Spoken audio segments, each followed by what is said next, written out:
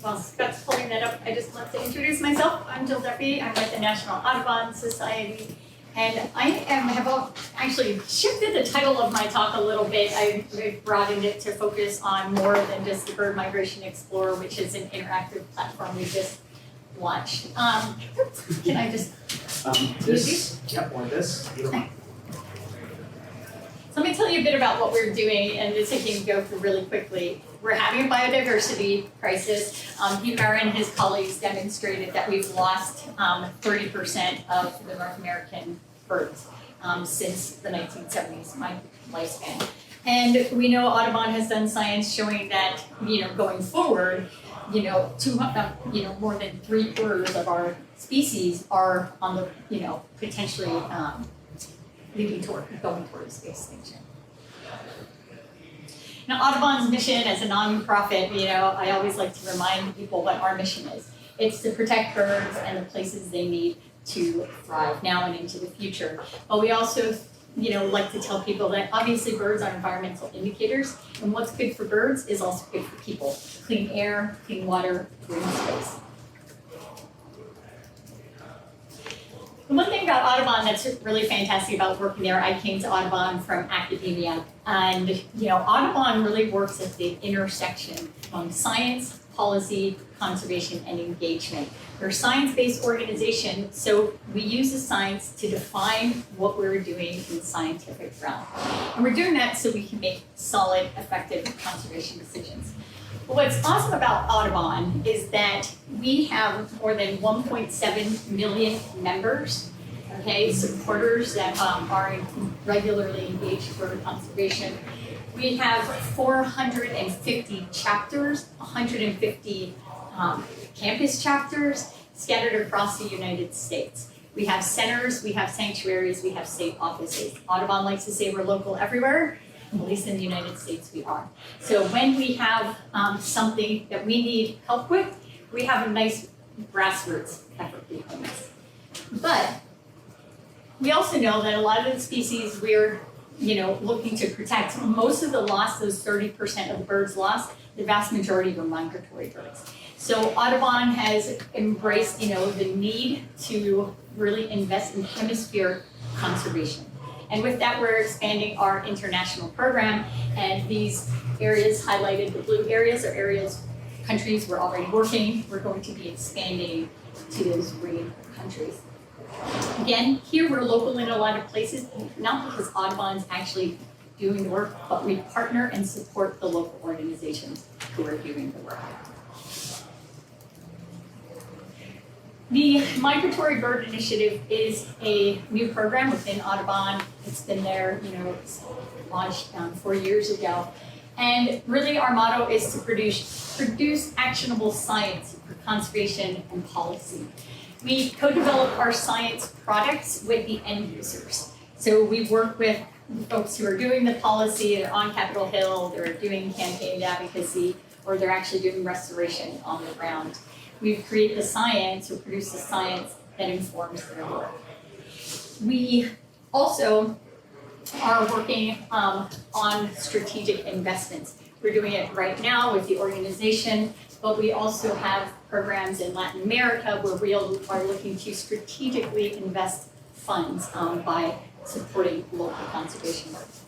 And finally, because we have so many people who are on the ground, care about birds, and in fact, a Fish and Wildlife Service report estimated that 47 million people in the United States are self-proclaimed bird watchers, people who like birds, people who feed birds.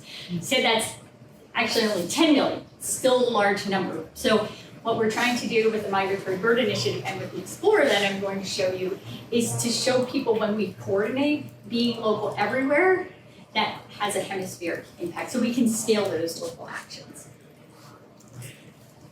So let's talk about tracking, okay? We know we are in a golden age of tracking, right? But we know we have a lot more to do, and it's been awesome thinking about this with all of you. And I previously was a research scientist doing a lot of tracking myself, really wanting it to inform conservation. Now I get to be at the other end where I'm talking to the conservationists and they are helping me to understand what science they need to inform their work. The unfortunate thing, though, in a nonprofit and in a conservation community where decisions need to be based, that they need to be made quickly, but they need to be based in sound science. Problem is we're starting to accumulate data, it's scattered. A lot of it's behind a paywall for nonprofit organizations. People in Latin America, Caribbean, it's not accessible. Land managers, it's technical, okay? So it needs to be pulled together and distributed, made accessible in a way that's relevant, and that's understandable.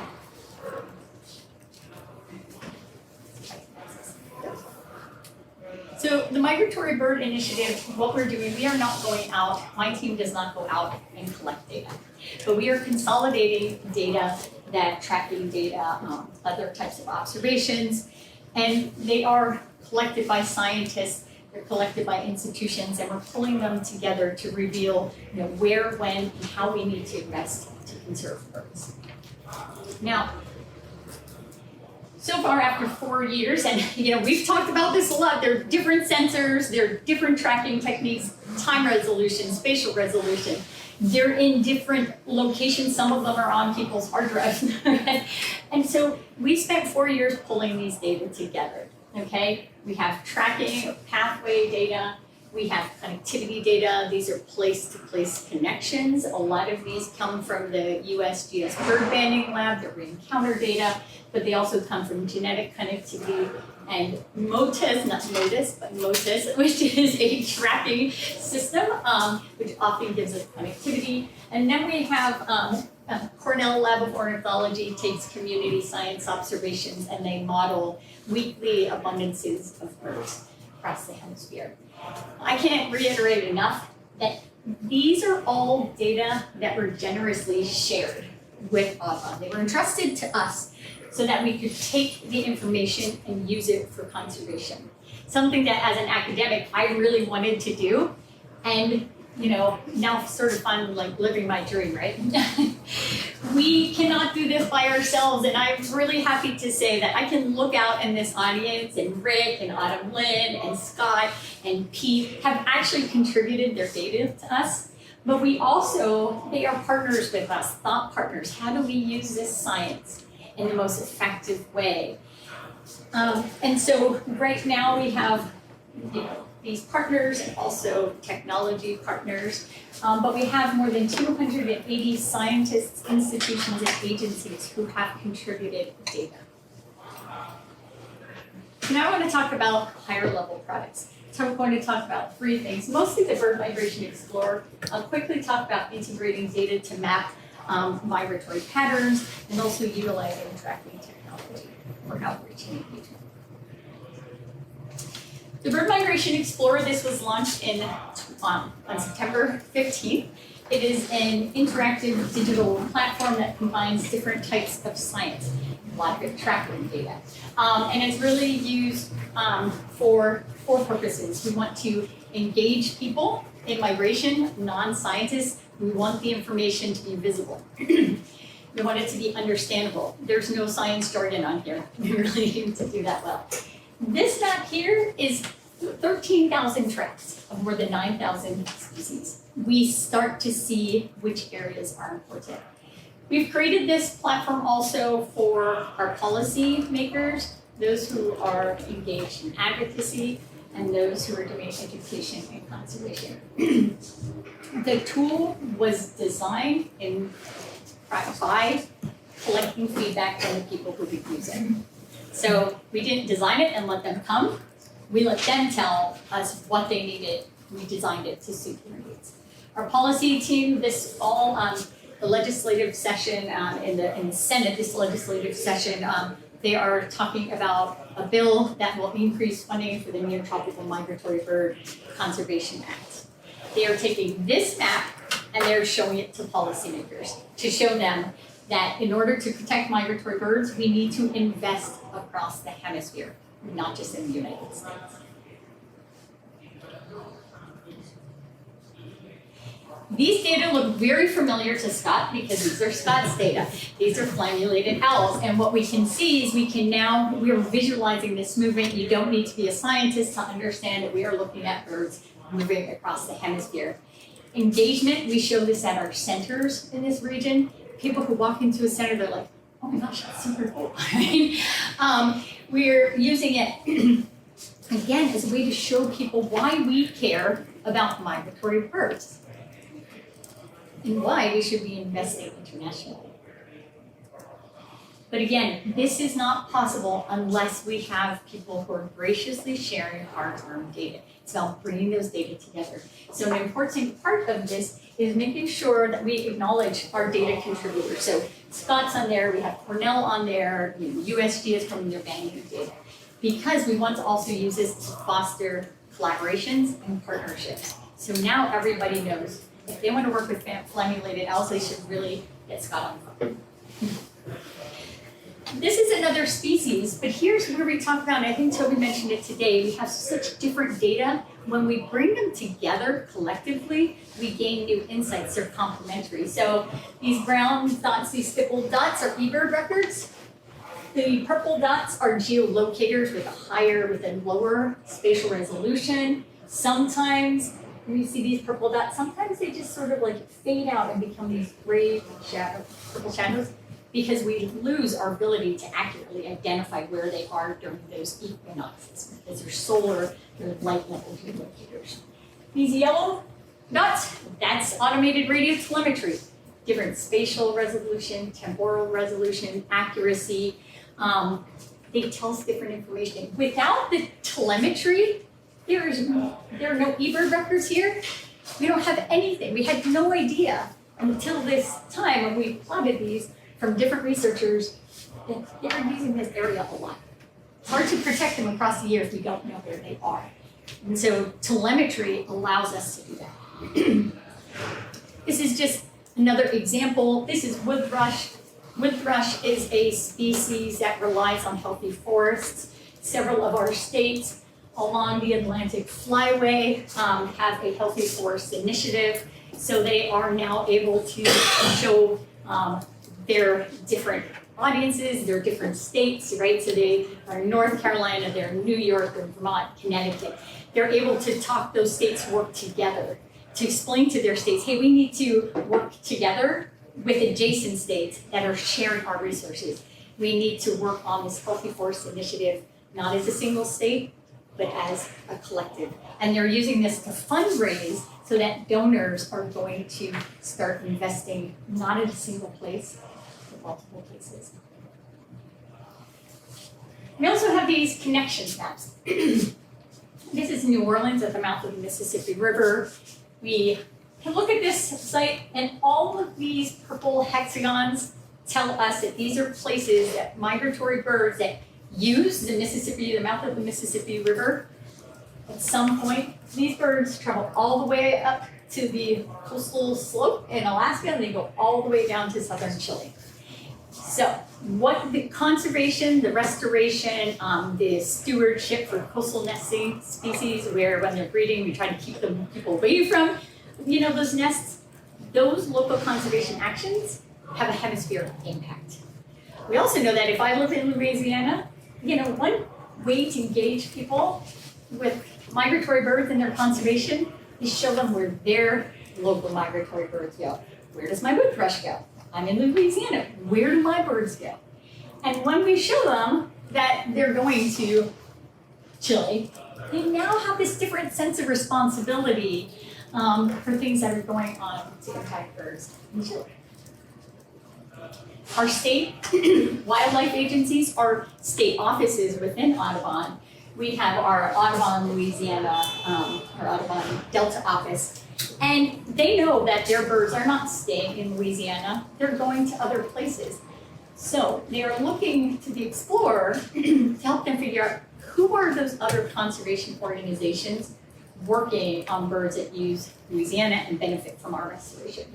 So they're now able to look at Panama, they realize Panama is connected, and now they can learn about the different places where conservation for those same shared individuals is happening. And they can make those collaborative partnerships with the conservation organizations that are working on the shared species.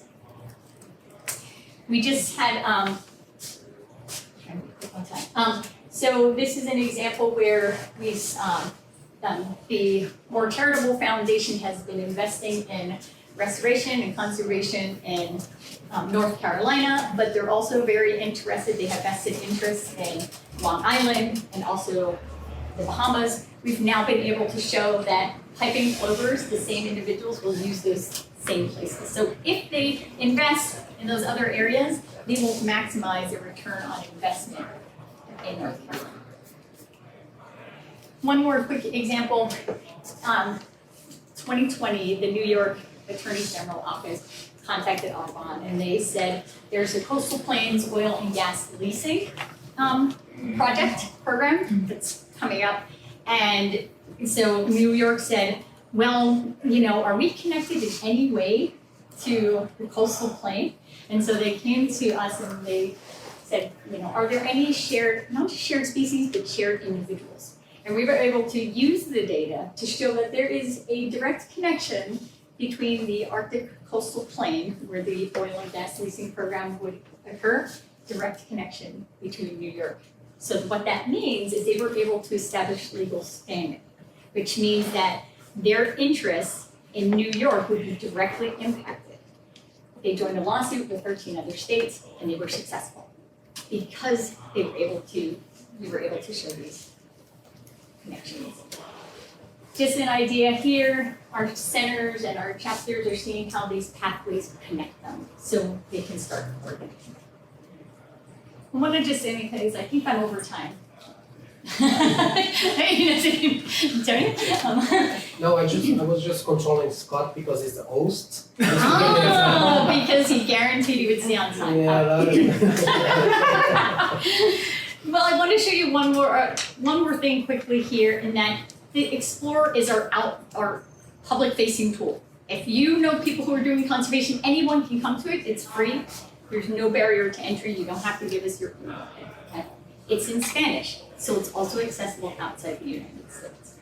But the other thing we're doing, again, a lot of the work that we do is directly motivated, informed by what the conservation needs are for our organization. So one of the things we're doing is actually integrating different kinds of data, the tracking and the banding encounter data, reciting data, and the eBird, those are the abundance data. We can, from the tracking and the banding data, we can estimate migratory connectivity. We can then use the connectivity combined with the eBird, the abundance data that we get across their distributional range. We use a least cost path analysis to estimate the tracks of those birds or estimate the migration patterns. And from that, we get these integrated migration patterns. This now gives us an idea of where these birds are during migration. And it doesn't use just one data type. We use multiple data types to give us a more complete picture of where these birds are going in between breeding and winter. Just another quick walk through this. I'm really going through this really quickly. My apologies. I'm super happy to talk to any of you about the details. So we have information on where they're breeding, where they're wintering. We add on, these are tracking data locations from tracked birds. This is the Swainson's hawk. We get these integrated pathways.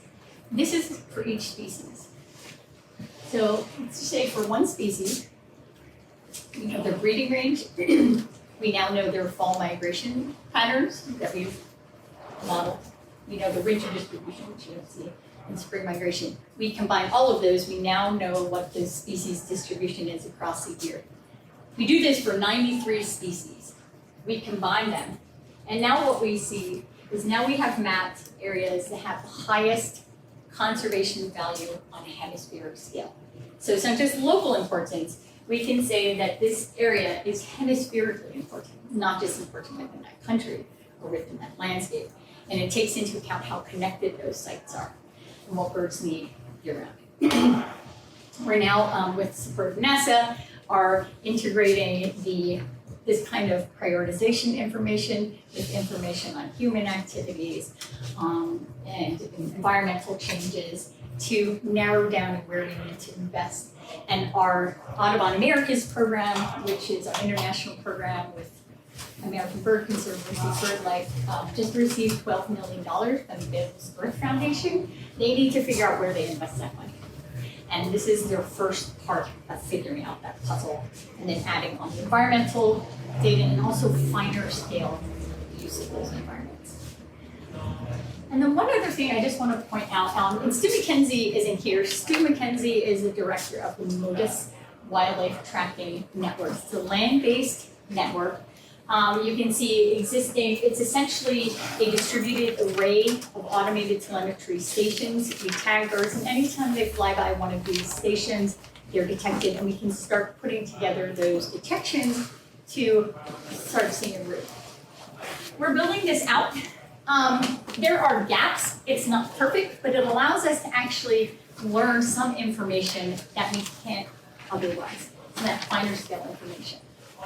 And we're putting these stations up in our centers. And it's an incredible way to engage people in tracking and science. So visitors come here and they're like, what is that?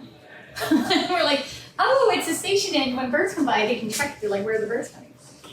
And then we tell them where the birds are coming from. They're like, how big are those transmitters? And then they just engage in this long conversation about migratory birds without us really having to do anything. And then finally, at our centers, we're using things like our Bird Migration Explorer to connect people, show them how migration is relevant to them. A huge team. This is just a small fraction. So just want to say thanks. And again, if you're interested in learning anything more, I apologize because I did go over. We're happy to give more information. And honestly, thank you to everybody there are probably more people who have tracking data in here than I've been able to acknowledge. So thank you.